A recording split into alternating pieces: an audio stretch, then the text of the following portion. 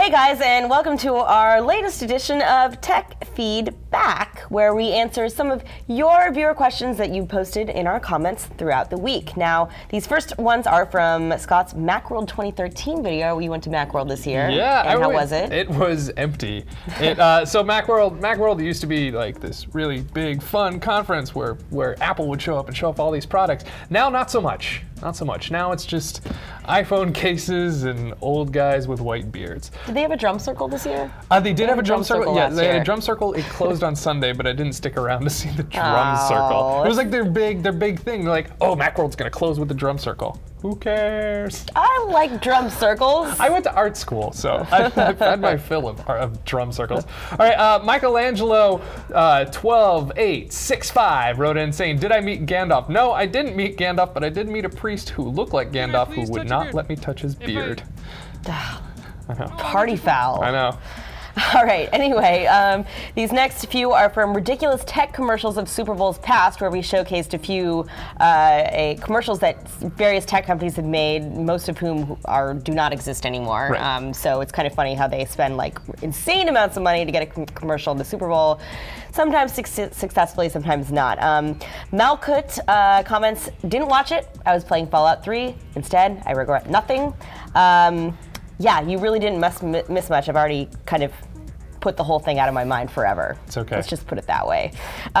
Techno Sparrow writes, my favorite Super Bowl ad would have to be the Apple Macintosh ad from 1984. Yes, this was definitely one of the most iconic Super Bowl ads of all time. It showed a runner coming up and smashing a screen that was supposed to represent Big Brother, and through that ad, Apple was able to cast itself as kind of this iconoclast, sort of the software, the hardware, rebels, kind of. And so that definitely ended up being one of the most influential tech ads ever. So that's, yeah. 1984 doesn't have to be 1984. Yeah, but not every company can accomplish that. No. This next question has nothing to do with ads. Fisknight74 wants to know, Annie, are you single? The answer is, I'm married to the game. The rap game. The rap game. Wow. Are you familiar with Too Short? Wow, no. Look it up on Urban Dictionary. All right. Yeah, that's your answer. You and Tech 9. These next comments are from cops cracking down on buying illegal drugs online. We covered this the other day, how this website, the Silk Road, it's this kind of deep web website where people can easily buy drugs and many other illegal contraband. But it's being cracked down upon, and the Jason XLR8 writes, why the F didn't anyone tell me about this? Sorry, dude. I'm certainly not advocating of the kind, but I'm sure you'll figure something out. Yeah. Now, people got kind of philosophical about this issue as well because it involves the drug trade in general. And XXLSD25XX, I think we know where this guy falls on this issue, says victimless crimes should not be crimes at all, which is a point. And in response, though, AAF, I cannot pronounce this guy's name. I'm sorry, but we already featured a comment of yours, points out that they're far from victimless. You do realize how many people die in drug trafficking cartels. More people get killed every year from being involved with drug trafficking than the number of people murdered in the U.S. every year. This is also a good point. In the current system, the trade is far from victimless. It causes a lot of harm. However, some believe it could be mitigated by some reform of the drug laws. Like Lord Exiardia, who's from Holland, says, I don't really understand this war on drugs the American government has. I'm from Holland myself, and a couple drugs are legalized here. There's almost no trouble with drug users, as the U.S. government suggests. So, yeah, I mean, it's a huge debate that's happening. Obviously, not every country is going to be the same on this, but I'm glad we could get this discussion started on our Tech Feed channel. Drugs. Yeah. All right. Next up, Facebook wants to track your every move. There were some reports this week about Facebook creating an app that will automatically track everywhere you go and everything that you do. And so obviously, this is not everyone is pleased with this. Mufaro is concerned about this, saying, Annie, will this app tell my wife if I'm at the strip club or at the mistress's house? Now, I hope your wife isn't checking your Facebook comments.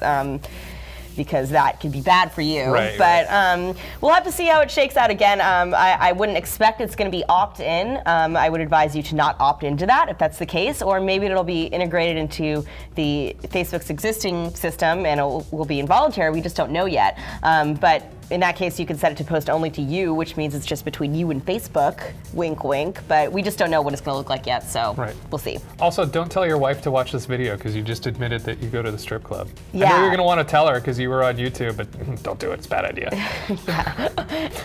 Next one. This video was the robot anchormen who read a news feed to you. It's this new service where it'll read your RSS feed with a fake avatar in a robot voice. And a lot of comments in there. Cosmic GM asked, I'd use it if the avatar's animations were better looking. It had that creepy low-res paper cutout mouth thing like Chatbot does. Ugh. Yeah, they're super gross and creepy. Like, so when you look at it, like only the lips move, but their teeth and they stay clenched. So they deliver the news like this. And they're not smiling with their eyes. No. Tyra would not have fun with them. No. They did not listen to Tyra at all. Not okay. All right. Jake the guitar guy for him wrote in saying, can you give me a shout out? Tomorrow is my birthday. Happy birthday, Jake.